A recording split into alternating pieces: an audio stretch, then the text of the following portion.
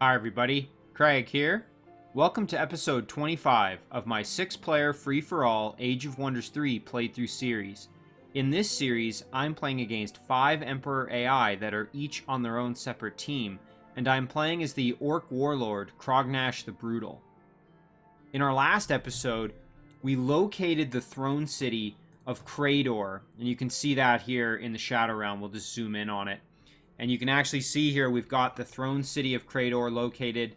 It's well defended as we've got a number of Juggernaut units here. We've got 1, 2, 3 different Juggernaut units guarding the city, in addition to some other units here. And again, just to remind everybody, Crador Eulora is our Shadow Elf Dreadnought opponent. And then we also we had kind of a double whammy in the last episode where we also located the throne city here of our Tigran, I believe it's a Tigran sorcerer opponent here, Anorak, who I'm going to, again, avoid saying that first name, Anorak. So we have not one, but 2 throne cities located, and we have armies stationed outside the throne of both of these cities. You can see here we have Dominus and some other miscellaneous units here that are making the push towards the throne city here of Anorak. And then we also have, if we jump back into the Shadow Realm, we have a large number of units here converging. So these were all sort of miscellaneous units that were kind of in the area. And you can see here we've got them all converging on the area as well. And then we've also got Crognash himself leading a very, very powerful stack. So lots of units in play here. Lots of kind of interesting things hopefully going to happen in the next turn or two here. And we've really got our work cut out for us. Now, before I dive into the episode, I did just want to give a couple of quick shout-outs to a few individuals who left some excellent comments on the last episode. The first of those comments comes from Gladden. And just to remind everybody, Gladden is actually one of the individuals who is on the team that's responsible for creating this Shadow Realm expansion mod that I've been using. And Gladden actually has some new information on the Shadow Realm mod content. So it's actually been very recently updated. And you might notice that right away if you look right here at this gemstone mine. So the previous icon here for the gemstone mine actually looked very similar to the crystal tree, but the team has actually now made it much more distinct, and you can see we've now got these like kind of green crystals here, which look really, really quite attractive. Actually, it's very distinct. I really, really like the visual style there. Very good choice. So along with that, there have been a number of other visual improvements, which you may actually notice in this episode. Again, the gemstone mine being one example there. But there have been some other visual improvements as well. And then there'll be some improvements on subsequent playthroughs here, as there's been some tweaks to the map generation that goes along with the Shadow Realm content. For example, there is now the presence of living Archon dwellings in the Shadow Realm. Now, obviously, we won't have any of those in this playthrough because we've already generated the map, but in subsequent playthroughs, we will hopefully get to encounter and experience all of that. In addition, there's also been a fix to Shadowgate spawning. So in this playthrough, you've maybe noticed that some of the Shadowgates have spawned kind of in, sometimes in some kind of odd places, like, for example, sometimes they're spawning almost like right in the middle of a mountain range or something like that. Not always in the most sort of logical places.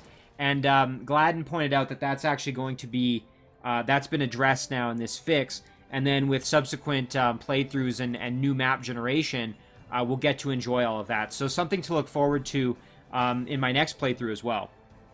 So big thank you to Gladden. And again, big thank you to everybody who is involved in the modding community for Age of Wonders 3, and in particular, anybody working on the Shadow Realm mod, as that's, again, it's just a ton of content, and I know it's a lot of work, so your work is very greatly appreciated, let's just say. The next comment comes from Casper Eklund, and Casper really liked the idea of absorbing, here we go, we'll just move over to this Tigran city right here. Casper liked the idea of absorbing Tigrans and bringing them into the fold here, and there's a few reasons for that. So Berserker and Manticore riders will both get Pounce. So Tigran-produced Berserker and Manticore riders will both get Pounce, just like the Tigran Irregular Cheetah unit has. And that's a very, actually a very powerful ability, as it lets you kind of get a free hit on a unit, and you still get to end up in defense mode. So really, really nice there. Phalanx units also get the benefit of the Sun Shield, which is better than a standard shield, which makes a huge difference for them. And then finally, Warlords will get the benefit of even more kind of movement ability, as Tigrans have that racial, I believe it's athletics bonus, which gives them increased mobility. So again, really, really nice synergies there between Tigrans and the Warlord class. So Casper really liked the idea of bringing them into the fold, and I agree with him. I think those are all excellent reasons to bring them in.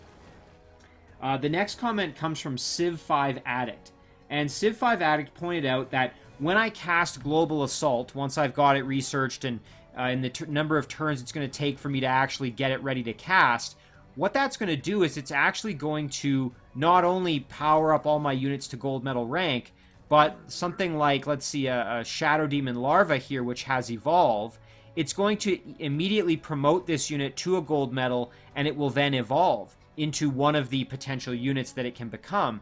And so what Civ5 Addict pointed out is that I could actually prioritize production of units that are then going to evolve once I'm able to cast Global Assault, as a way to sort of prepare myself for the benefit of it. And I think that's a really brilliant idea, actually. I think that's quite a smart plan there. And this would apply to things like my Shadow Demon Larvae, Draconian Hatchlings. I actually recently gained the ability to cast Lesser Elementals, or to summon them, I should say, and those will also evolve. So there's a number of units that can benefit from the kind of instant promotion to gold medal and then subsequent evolution. And so I'm going to try my best to take advantage of that and see if I can produce, at the very least, some extra Shadow Demon Larvae using my harvesters. And Casper agreed with that. He thought that was a great idea as well. So a big thank you to everybody for the comments on the last episode. Again, they're always useful, and I appreciate them greatly. So let's dive into this episode, as we've got our work cut out for us, as we've now got not one but 2 throne cities, as I pointed out, to try to siege. So we're going to have to deal with that here. Okay.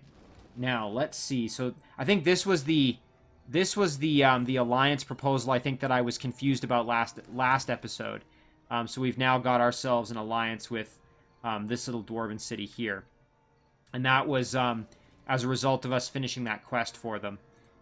Now, I was originally going to have this stack try and raid this lost library, but I think I'd rather actually just send them, now that I think about it, I think it'd be more beneficial to just have kind of all hands on deck and send them to the Shadow Realm potentially as well, but we'll have to see, as we don't really have the movement left here. So I can't remember if we had finished moving everybody or not, so let's just jump around and kind of do a double check. Okay, well, we definitely haven't then, as we can still move Haninia here, as you can see. So we're going to bring Haninia in, and what we'll do is we will use Haninia herself to engage this battle here. And I think I'm just going to do this one in auto. Actually, I'm not going to risk auto combat, because I need my dwarf firstborn to survive this battle, as the firstborn has tunneling, and I need that going forward here, or else Haninia is going to have to kind of take a detour.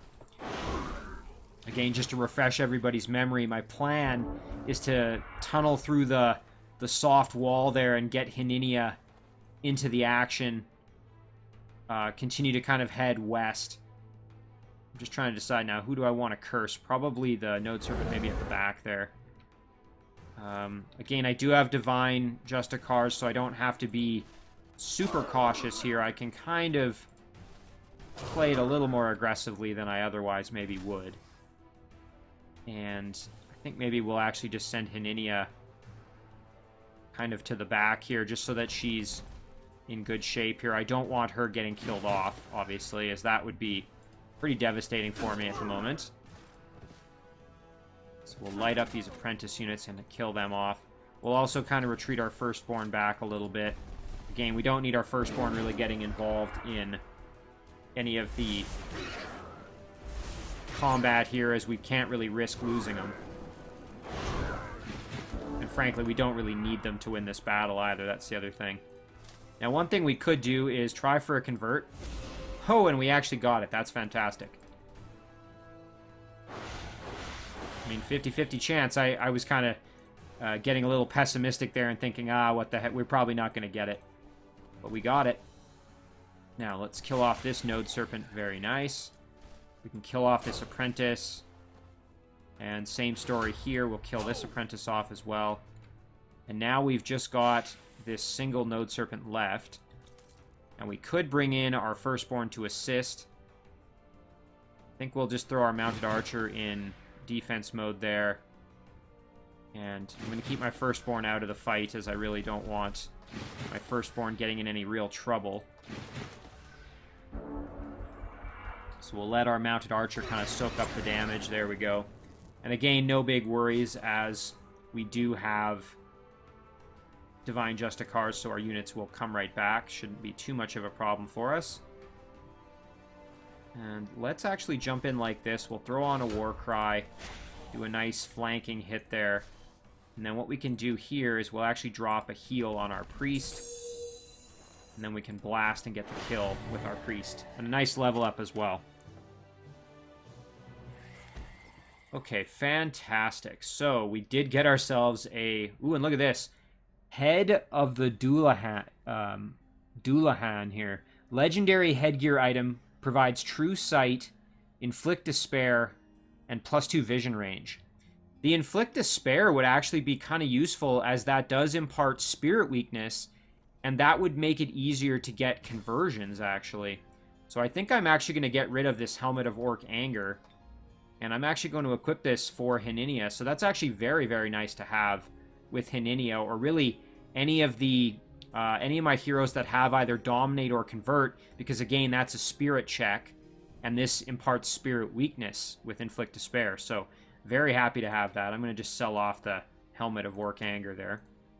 Okay, so now we're going to use this Firstborn to go tunneling on through here, and hopefully we can find ourselves a way through, and that would be ideal for us if we can do that. So we'll just send Hininia to kind of follow along here, and that's going to take care of that. Now, we did have some movement left on up above ground here on the surface.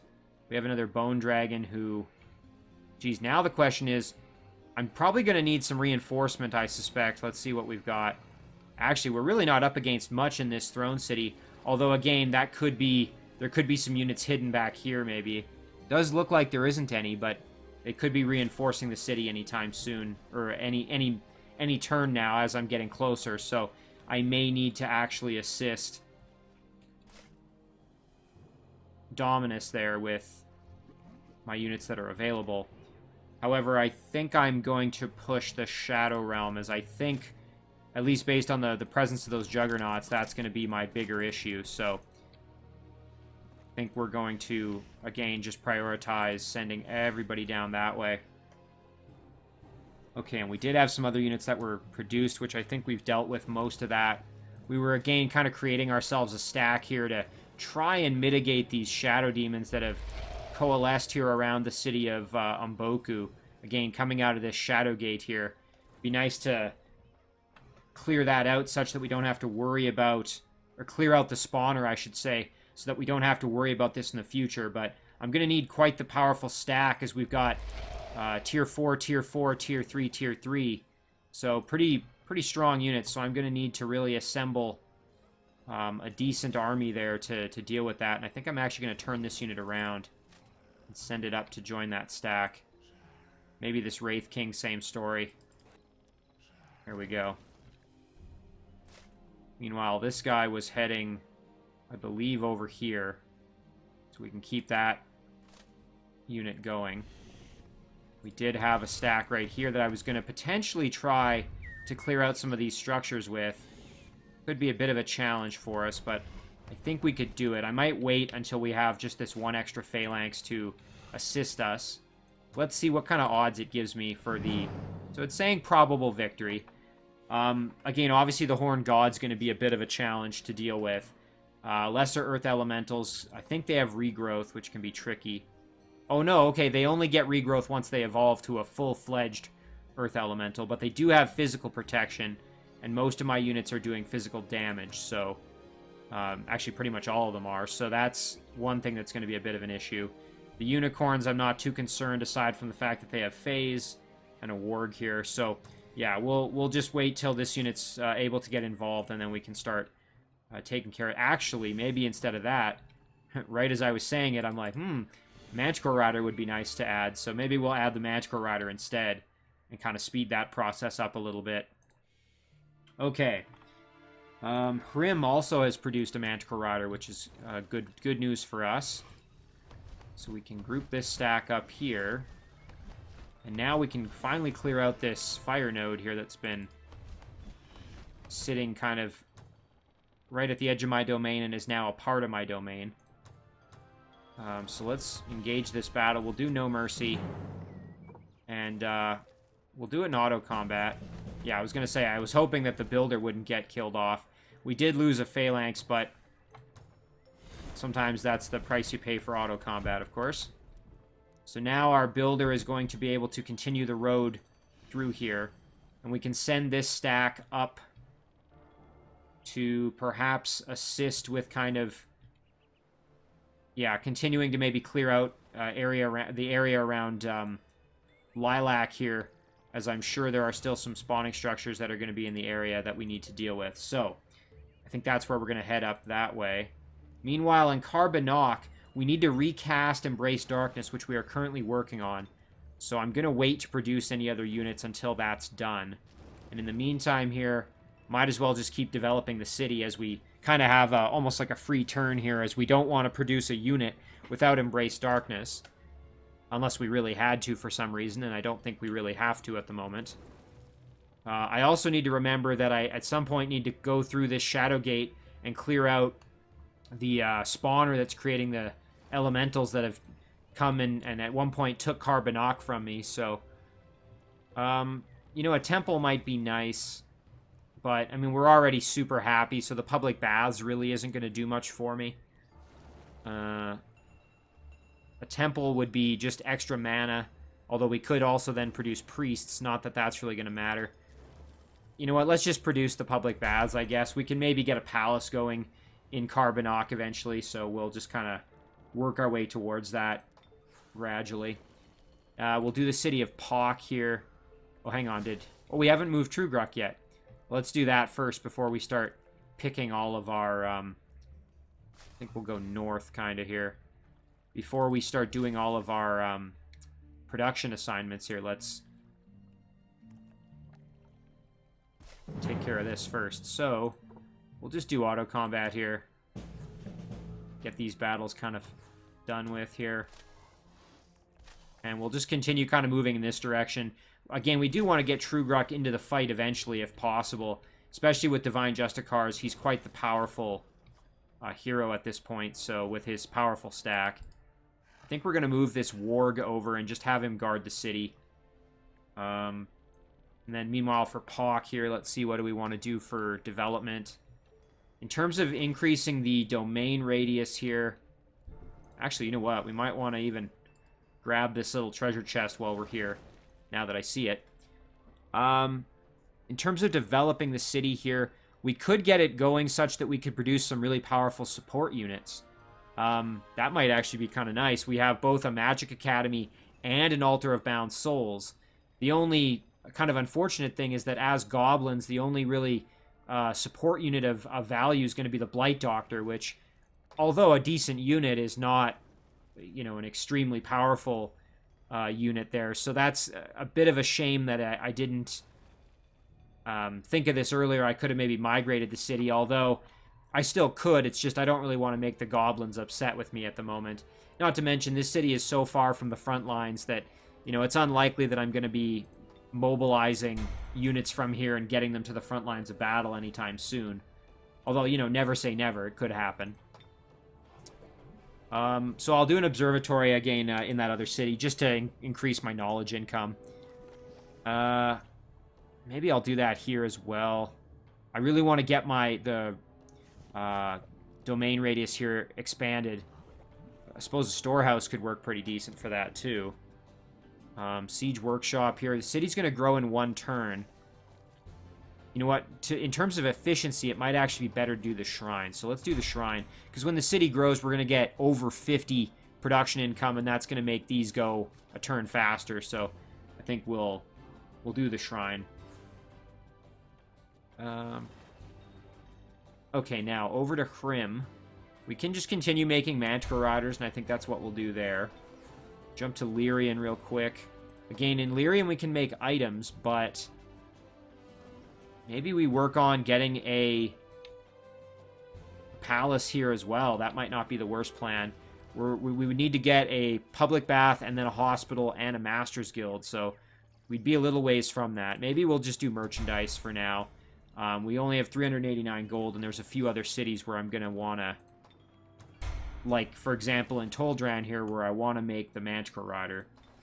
Lilac, I think I do want to develop it a little bit more. Maybe not right this turn, but I think we'll merchandise here. Reason for that is because we've also got an Ancient Ruin over here that we could continue to grow the city and get control of there. Get it in our domain. We do have to clear it out, though, as we still haven't cleared that one out yet. We'll continue working on our Goblin mounted archers there, getting the benefit of that Stables of Vigor upgrade. And then Parab, same story with our Goblin Phalanx. And that's going to kind of do it for our spending spree here in terms of production. Every other city, I think we're just going to do merchandise in. Avernos here is our recently migrated Shadow Elf village. Used to be a High Elf, if I remember correctly. Alright, so most of our cities here we can just kind of handle with merchandise here. Okay, now Dominus, we want to get to the city here when we can, so we're just going to hang out. Oh, I almost forgot about Urkan. So Urkan can still move here, so let's jump underground, as I believe there was a spawning structure that needed to be dealt with, perhaps. Yeah, there it is. And see some undead, so we'll go deal with that. Try and clear that out. This little guy was doing some scouting here.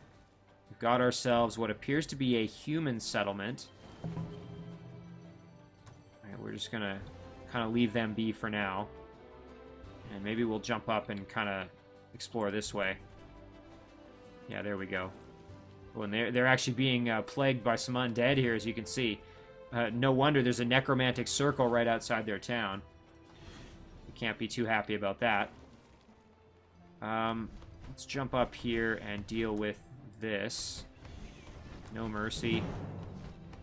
Do auto combat. Ooh, we have to be really careful now. This Phalanx is in really rough shape, so subsequent battles, I don't think we can afford to do auto combat. Now, the question is, what do I want to do with this stack? Because obviously, there's more structures around here that need to be cleared out. Might need to add a unit or two into this stack just to make it such that I don't have to worry about them quite so much in auto combat. But the other option, of course, is to go through this Shadow Gate and see what we can kind of find down there.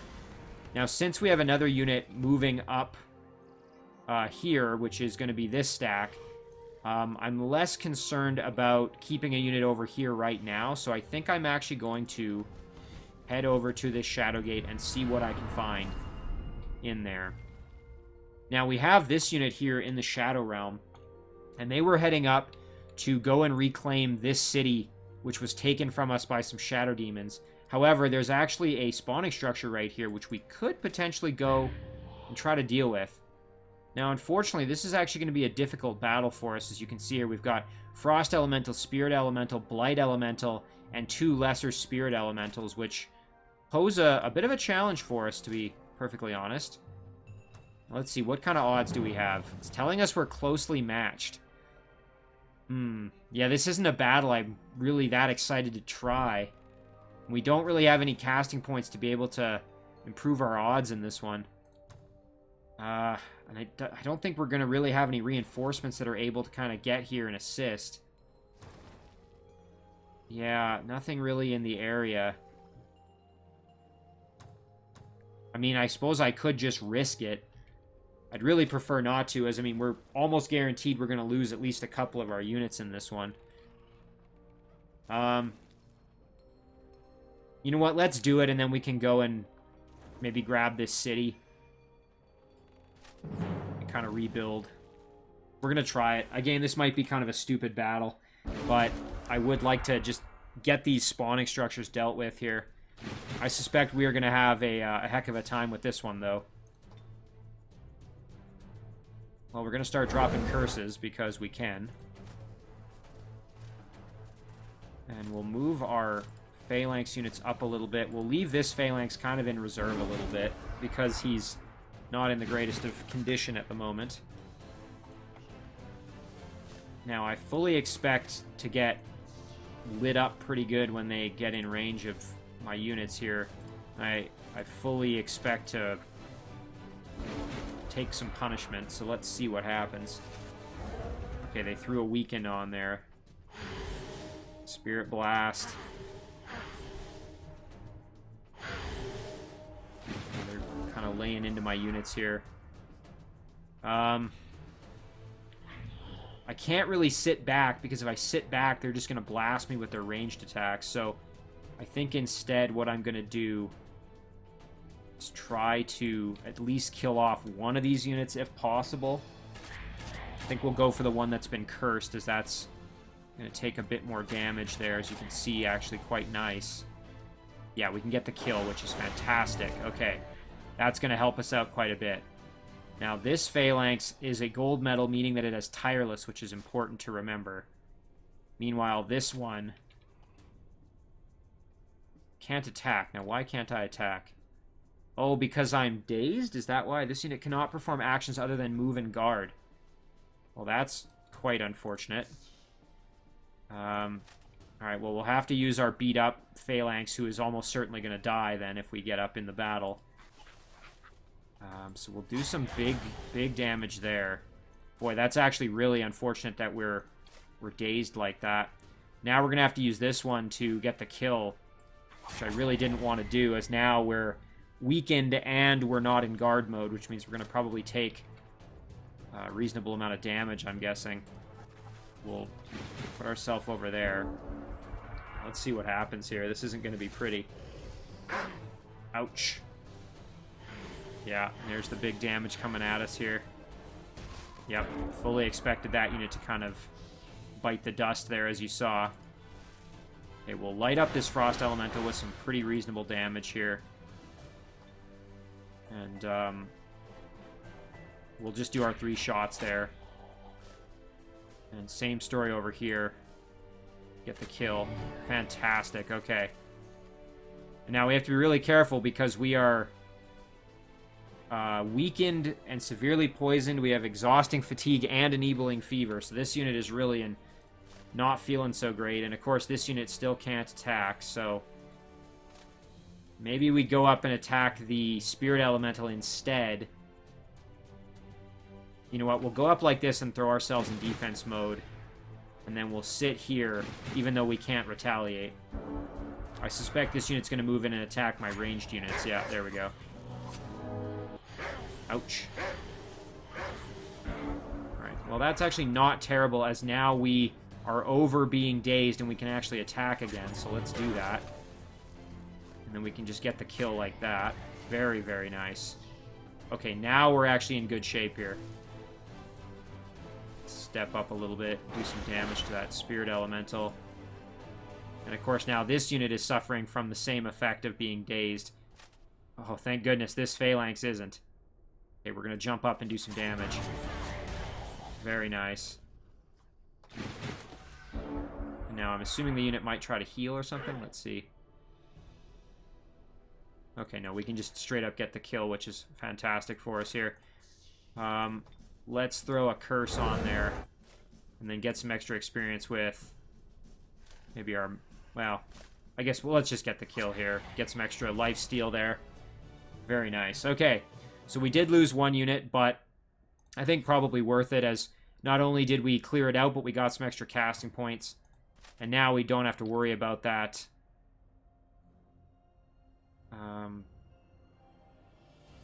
Let's go over here. So we want to make contact with this city and maybe see if we can get a quest from them or something that we could do with this little stack. And then, of course, eventually we want to send this stack up and see if we can reclaim our lost city there in the Shadow Realm. Okay, now we did reclaim this Draconian city, importantly, and we have this stack here with mostly magical riders that we want to use now to see if we can figure out where the... You know what? I was going to say where the heck these units that have been attacking this city have come from, but let's grab this watchtower. That's actually going to hopefully make this a bit easier to discern. So we'll do this one in auto combat. Yeah, no real trouble there. So that's going to at least give us some extra vision range over here. Now, I'm not really seeing anything obvious in this area that's spawning units. I mean, again, we have a Heart of the Shadows, but that's not doing it. Hollow Grove isn't doing it.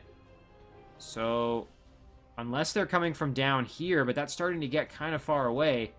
Might be coming from up in this area as well, so we'll have to continue to explore with this stack and figure out exactly where those units came from.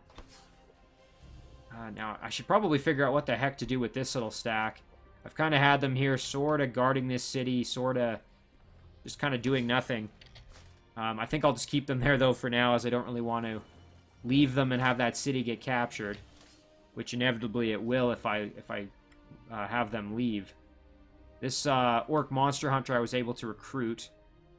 So I guess we'll bring him down to join in with this little stack here we're kind of creating.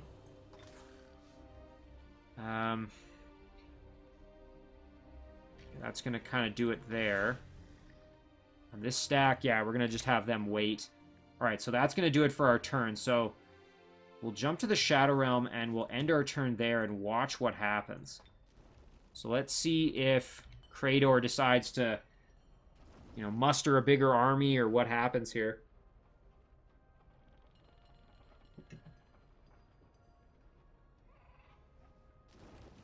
I suspect he's not going to try anything fancy. Oh, there we go. So, rallied a hero there. Virix the Arctic Widow. A Shadow Elf Theocrat. I remember having Virix, I think, in my Shadow Elf playthrough as a hero. That name's familiar to me. So you can see here that she's at level 5, so he now has at least one hero guarding the city that I can see. I don't really see anybody else, so it looks like that's the only one. Although if I go in... if I wait another turn here, I believe Krator himself will respawn at his throne, because I think that will have then been enough time for him to come back. So if I can siege the city and actually defeat the defenders prior to Krator coming back, then I'll actually eliminate him right there from the game. However, I don't know if I have strong enough forces in the area to be able to get there in one turn to do that. We're going to really have to kind of weigh our options and decide what we do. Now, in this case, I'm going to just run my units back to continue kiting the Shadow Elves, or excuse me, the Shadow Demons that are attacking me, as I do want to keep control of the city. Keep raking in all those extra resources from having all my different cities. And again, I am mustering an army to deal with this, so hopefully this will only be another turn or two of having to cheese these Shadow Demons.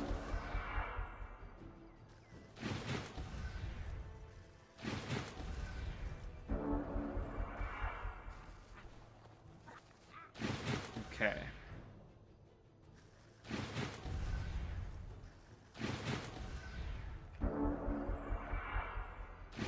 And this should do it here.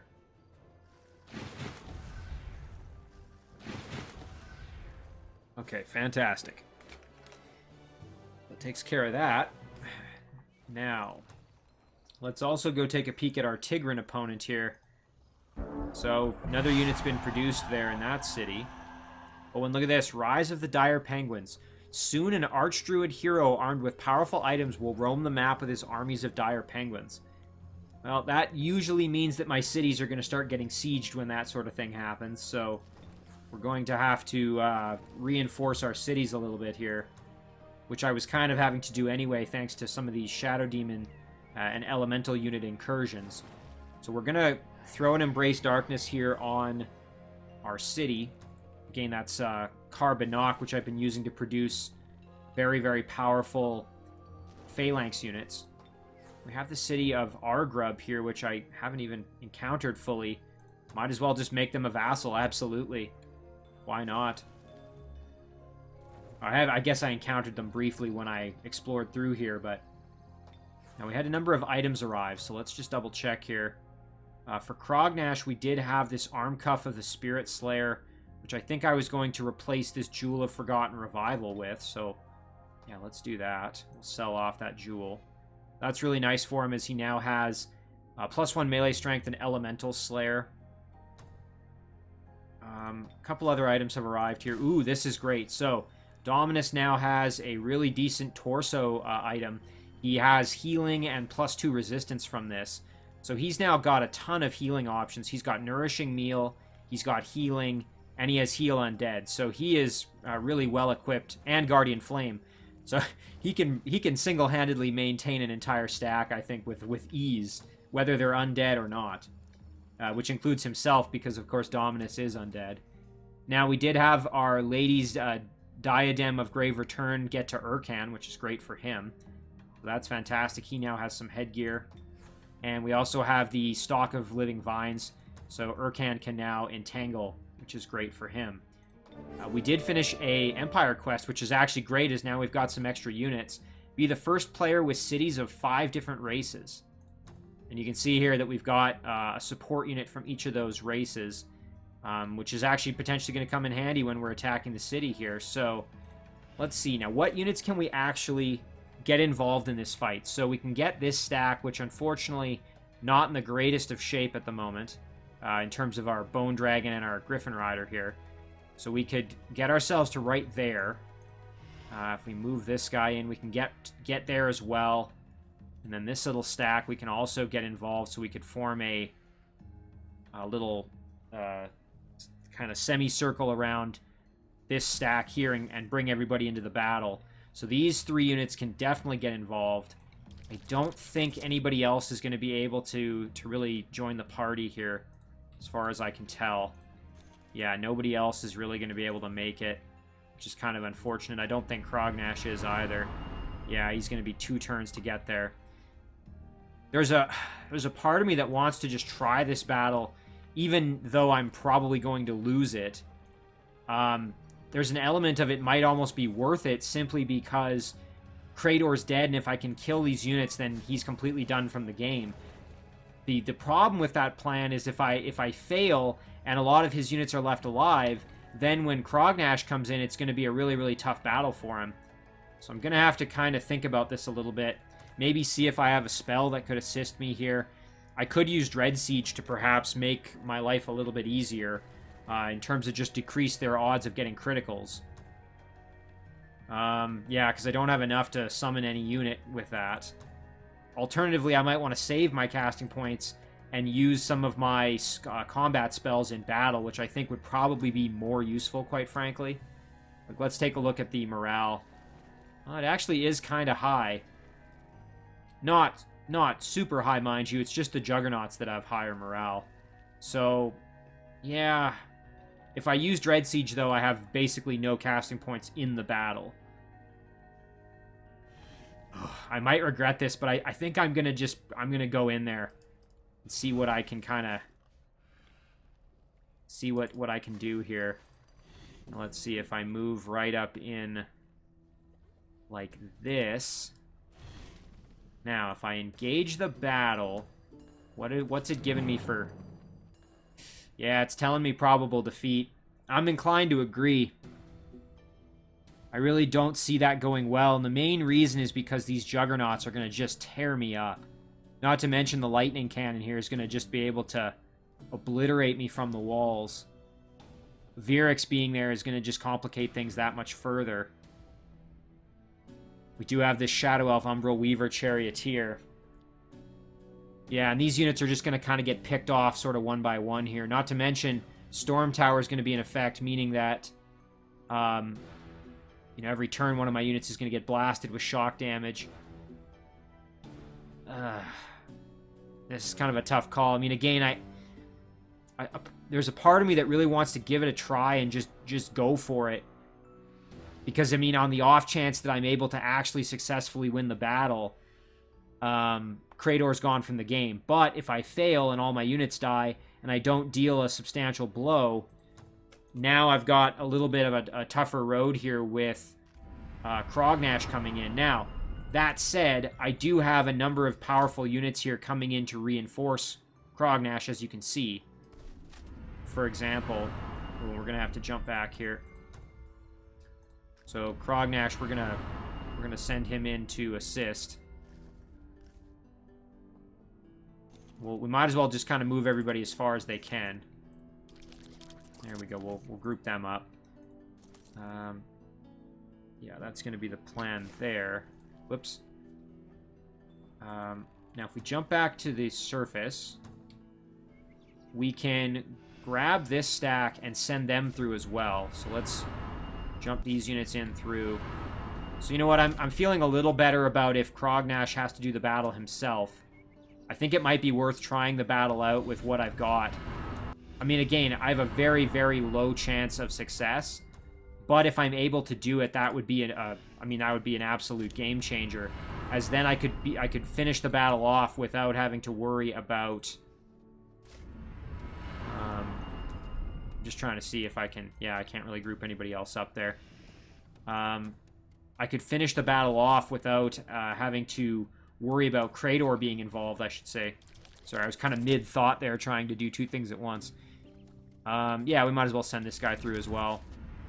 So yeah, we've got a lot of powerful units coming down, so we're going to give this a shot. Again, maybe not the smartest move, as it also is going to potentially give them experience and level them up. But I think if we really go whole hog on this, we can at least kill off some of the units. Again, let me know in the comments if you agree with my decision to try this battle or not. As the doubt was just applied to me, I'm experiencing substantial doubt as I'm doing the battle here, so again, may not have been a wise choice. The other issue I'm obviously going to have is getting through the wall, which not an easy thing to do, as most of my units here we've got. Now, we do have our flying units who can bypass the wall obviously with ease, but we still have all our other units here who are going to have to deal with the fact that they cannot get over the wall. Now, let's look at our spells and think about maybe if there's anything that we could use here that would be really beneficial for us. So something like Lion's Courage, perhaps, would be kind of useful on some of our units. A Last Stand would be great. Maybe I'll do that. I'll throw that on my Bone Dragon, who's going to have to go right in there and do some work. So we'll throw Last Stand on that Bone Dragon. We'll maybe just do that every turn. We'll put a Last Stand on one of my units, just to give them at least kind of a fighting chance, hopefully. Again, I'm not expecting to be able to really kill anybody off, or excuse me, to win the battle necessarily. I'm more looking to just kind of try and kill off as many units as I can. I mean, and who knows, maybe I'll get lucky, but I highly doubt that.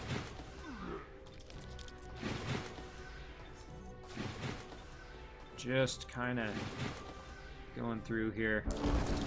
Yeah, there's that storm tower. Okay, we're getting hit by that mortar. You can see just how powerful that mortar shot is. Boy, that's devastating. Yeah, we are taking all kinds of punishment at the moment. Very unpleasant.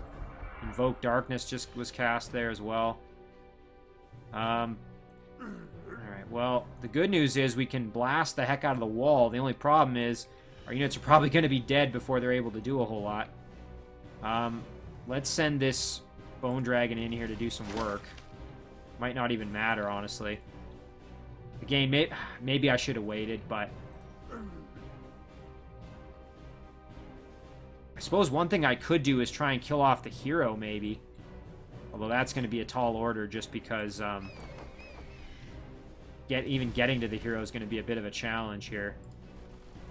And we can't hit there from our with our flamer. Let's see if we can freeze the Juggernaut. No such luck. And I should stop grouping my units up. I kind of have been doing that without really thinking about it. Not not the smartest on my part there. Now in terms of the wall here, we go after this part of the wall. That might be our best bet. Like this. Do some big damage there. And then, yeah, just go for it. Did we break it? I think so. Now we can step up with our Shadow Demon Larva here. Do a little bit of damage to... Sure, why not? Okay, now what other spells can we cast here that might be of use for us?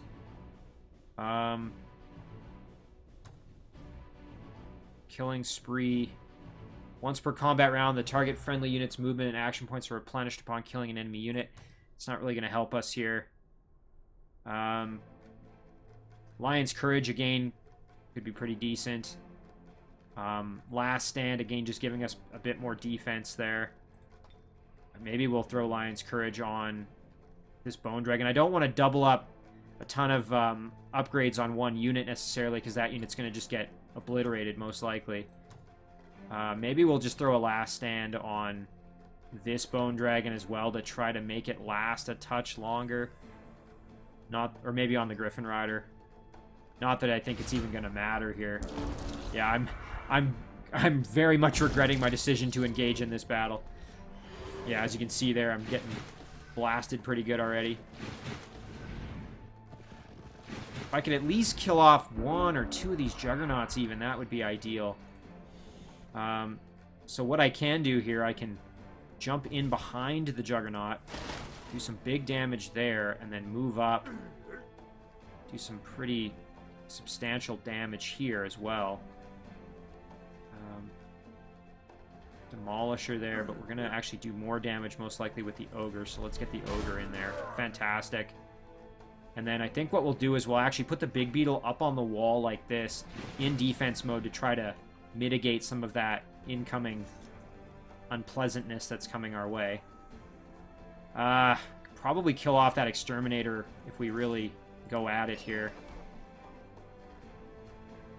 Hang on, before we do that, let's apply Lion's Courage to the Griffin Rider. Do some big damage here. There we go. Very nice. And go in for the big damage from behind. Unfortunately, that lifesteal kind of making that not so fun for me. And yeah, the Exterminator, I'm not going to really be able to hit without also wrecking the Bone Dragon, so let's just hit the Juggernaut here. And the Ice Scraper, we can come in and try and freeze the Juggernaut. Ugh. Same with our Bombard here. Bombard can come in, do a little bit of damage to the Juggernaut. Not that that's really going to make any difference. At this point, I'm really... Oh my god, that's so devastating.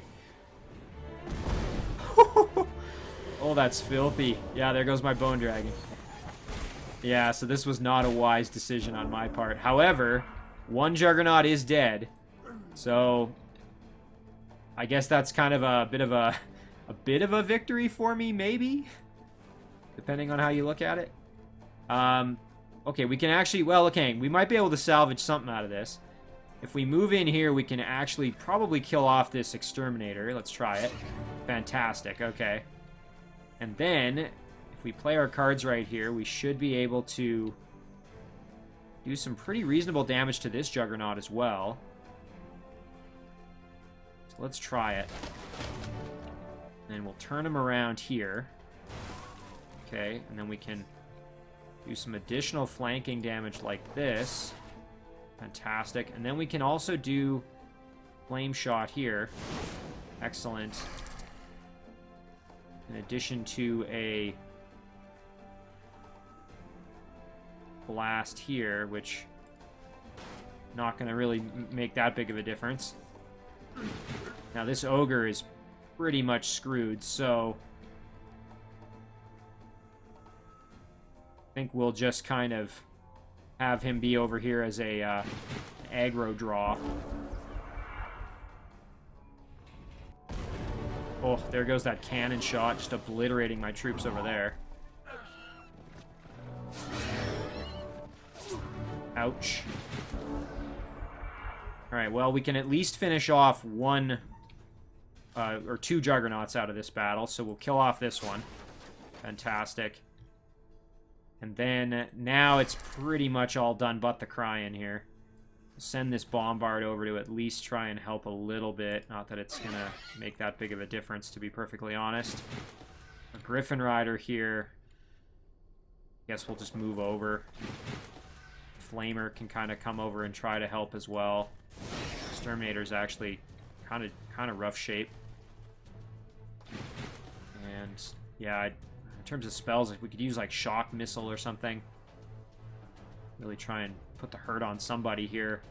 Maybe on this Exterminator, we could maybe try and get the kill here. Let's try it. Not that that was going to get the kill, but we might be able to with the combination of our units. Be able to get the kill. Ouch. Okay, well, we'll use our...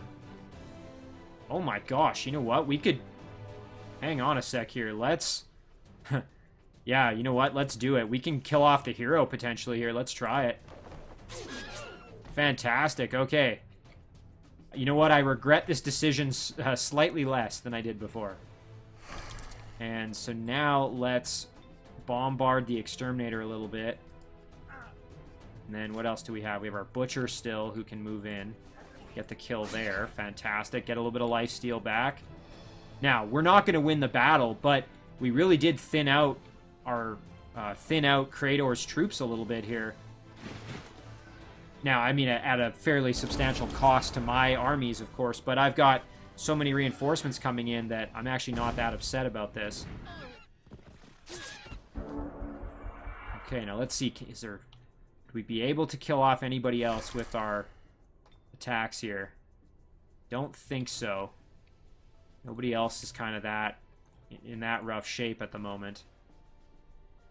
So let's go like this. Blast the Charioteer, not that it's going to matter here really. And then we'll walk our Butcher over to his death here, as that's going to be all she wrote. Ouch. That broadside is just vicious. Oh, and look at this. We can actually do some fairly substantial damage here to this Juggernaut, so let's do it. Again, I think that's going to be repaired very rapidly, but this little guy can just continue to harass that unit a little bit more.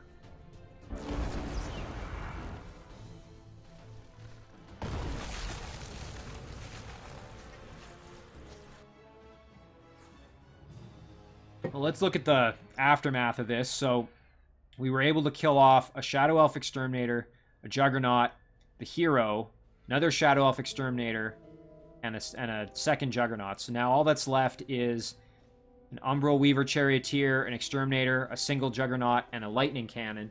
Obviously at the cost of a lot of my units. Again, you can debate for yourself whether or not you think that was... or decide for yourself, I should say. And, you know, leave a comment and let me know if you thought that was worth it or not. Again, maybe not the smartest decision on my part, but... You know, I thought it was worth a try, because you never know how those battles are going to go. And, you know, the upside payoff was pretty high. Had that worked out, that would have been, you know, monumental. So, I'm always happy to give that a shot. Okay, so now we're going to head over and see if we can get to the city there for some siege action here. I guess we'll jump in the water. And so we'll be able to get there next turn. So we're going to be able to siege the throne here of Anorak, which will be, at the moment, doesn't really look like it's well defended. So that should be a relatively straightforward battle. Assuming, of course, that nothing changes. And we have some units that can bypass the wall, like our Flyer, our Blight Elemental here. Our Ogre's going to be able to attack the wall directly. These Bombards can actually shoot over the wall with their attack, which is kind of nice. So I think we'll be in pretty good shape. Okay, let's see what else has kind of happened here. We forged an alliance, obviously. Yep. Carbonoc's been affected. We absorbed Moldran, which is this dwarven town here. Let's just take a quick peek here. We've got a nice magma forge as well as a trading post here. That's kind of nice for this city. Now, if we can grow the border of this city, we could potentially get these Heart of the Glades into our domain. So let's maybe prioritize that a little bit. So maybe we do a laboratory such that then we can get an observatory. And that'll also bring this Lost Library into our domain as well. So that'll be nice. Belfime is now a metropolis, which is kind of cool. You can see there a very large city size.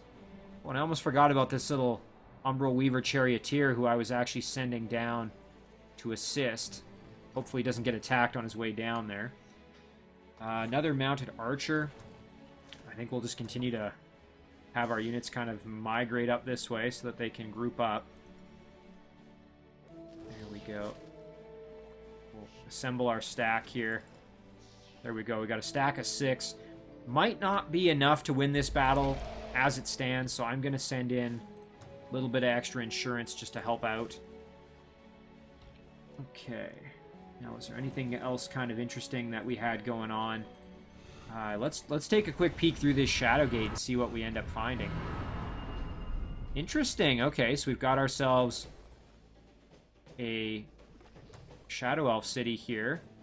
I'm going to make friends with them such that I can go through because, again, that would indicate that there's a spawning structure somewhere around here and those units have come through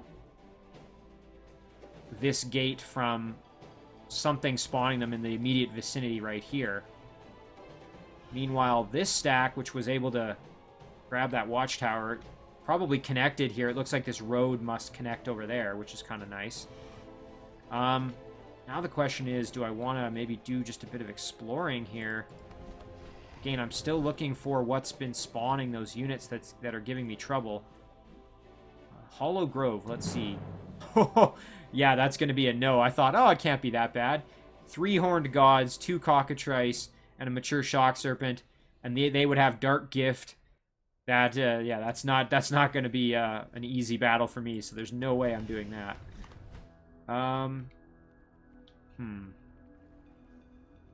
Okay, so again, we got to make sure we are reinforcing our cities here such that when this annoying Theocrat, or excuse me, when this annoying Archdruid arrives, we're able to defend ourselves. So let's keep Trugrok moving here. Do this one in auto combat. Just get it done. Golden Sandals of the Forefathers. Let's take a look at what those are. Epic leg gear item. 60% fire protection, 60% spirit protection, and +1 defense. Those are actually pretty solid. Shock Hatchet we can probably just get rid of, but I'm going to take those items. And I'm going to move Trugrok there so he can deal with it. Actually, better than our Dead Man's Boots, probably. Let's see, what are our current protections? Yeah, I think we're going to do that. We've still got 100% spirit protection, so we really don't need the Dead Man's Boots. I'm going to sell these off. And I'm going to sell off the Shock Hatchet as well. So that's fantastic. Now we've got that extra fire protection coming from that, in addition to the defense from that. So very, very nice. Alright, so I guess now we'll just continue moving along here with Trugrok. And yeah, we might as well do this battle too while we're here. No Mercy. We can do this one in auto combat as well. Just kind of get it done. Get a Toadstool Fairy out of the deal. I'll take that. I can use the Toadstool Fairy as a bit of a scout, actually, which might not be so bad. Especially since it looks like I'm going to be hitting kind of a dead end here. Thankfully, there's at least some water, so we can take advantage of that. It does look like there is a domain, perhaps. Or, excuse me, the domain of a city. Dwelling, maybe, would be my guess. Either that or it's a full-fledged city. So we'll have to go explore that. And we can use our little Toadstool Fairy to do that, which is great. We did get a level up with Trugrok. Again, we've kind of got him with all the spells and everything that I really want him with, so I think we'll just kind of buff him up a little bit. Make him a little bit tankier. Yeah, we'll just get him up to 85 health, make him just a truck house there. Now we can jump over to Heninia, who's still... Actually, oh, and I almost forgot about Urkan here. So we've got some undead to deal with. We can do this one in auto combat. That should be fine. Yeah, no worries there. Arbalest of Halting Power. This is a heavy crossbow that also gives +2 range strength as an upgrade there, so might as well take that. We can straight up replace our standard heavy crossbow. Might as well, I guess I'll just sell that off. So that's kind of nice. Okay, so yeah, we'll go investigate what that is, I guess. And then, yeah, Heninia over here, we're going to just keep on digging through these walls here. Looks like we're going to be able to come out of this cave, or excuse me, out of this tunnel area into an open area over here, so we're just going to keep moving that way. Unfortunately, we are at the end of the line, though. We can't keep going, so we'll just chill out there. Well, now we'll get this Bone Dragon in to assist Crognash for sure, because, again, we did lose some of our units in that. Potentially not the smartest decision that I've ever made, but that siege of Krator's throne. And, yeah, Dominus, we're already done up there, so let's just kind of continue rallying our different forces around here. We'll send this stack up this way. I'm actually going to... The units that I build now, I'm going to leave probably in the area around here just to help guard my cities, because the last thing I'd want to do is lose, like, my throne or something. So, as I'm making these additional units, I think I'm going to...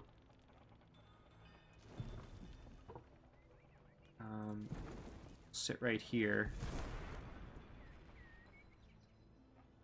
And... let's see, we'll build a road. Oh, maybe I might have needed to actually build one there. Let me see if that... Oh, no, there we go. Okay, we've got a road going through as well. And then we can continue building a road right over here to our city, which will be of tremendous help. There we go. And now we can maybe connect this road to this road as well with our builder. So we'll do that probably next. Let's see what else we've got going on. This little guy we're moving over to join the party, but we can also just add in Manticore Rider there. Alright, so very likely victory. Let's try it in auto combat here. Nice, and we got away with it. Nobody died. Fantastic there. That's another thing. We could send our builder up here to grab this Heart of the Glades, potentially. So now we might have to wait a turn or two to get some health back, and then we can try this battle. Kind of do the same thing. I think we'll do that. Let's go make contact with this little city here. Ooh, and they're not happy with us. Which is actually great, as that's going to give us the opportunity to just move in and forcefully capture the city from them here, which we'll do in auto combat. And now we can start absorbing this city. This is great, as now we've got ourselves kind of another Shadow Realm city here, such that we could maybe start producing a few units to reinforce this stack. It looks like we've got ourselves a spawning structure over there that's going to need to be dealt with, so this little boar was actually moving in to assist with the battles here. I think what we'll do is we'll move the boar in just to get our peepers on the city here so we can keep an eye on it. We just want to be able to see what's going on in the city. That boar can just hang out. Now, these units here, oh, and look at this. We've actually got a scoundrel spawning structure there, which, well, we'd have to go all the way around. We've also got a structure here spawning units. Fortunately, we don't have any cities in the area, so I'm not really concerned about that. I think we'll just kind of follow along here with Heninia. And that should do it there. Now, this unit, I was going to grab that treasure chest. some extra gold, why not? And then we can head back to the city there. Okay, so Rise of the Dire Penguins is going to happen. So we still got a few things left to do this turn, but I think we're going to pretty much call it an episode right there. We did get a fair bit accomplished this episode. Although, I'm going to just finish scouting here before I call it a day. Yeah, I guess we'll go around like that. We're now in a position where we can siege this city next turn. So we've got Dominus here and his kind of companion stack here that are going to be able to... Well, unfortunately, they're not actually going to be able to get there in a single turn. So it might just be Dominus that can make it. Ooh, that's kind of annoying. Maybe I should have just gone across the water rather than trying to go through the mountain, but... Let's see. Can these other units move at all? No. Well, so this unit can as well, which is good. So we'll send that unit up. The Ogre can as well. So we'll move the Ogre like this. These units, unfortunately, are not going to be able to join me in the battle in a single turn. However, I think Dominus is probably strong enough that we could handle this battle without assistance. Yeah, and our Cadaver's not going to be able to join us either. Anyway, that's a decision we'll have to make when we flip our turn over. So let's just zoom out and get kind of a nice view of this. So you can see again here in the overworld, in the surface world, we've really got good control. Really, the only part of the map we haven't explored is over here. And I suspect that's where the last of our three opponents is hiding. Although I could be wrong. Underground, again, we've got a couple cities and really haven't touched most of the underground, but we've got bits and pieces that we've explored. And then in the Shadow Realm here, we've actually done a fairly decent job of exploring the Shadow Realm. And again, we're poised here to put the hurt on Krator. So, we're going to save this one here as episode 25.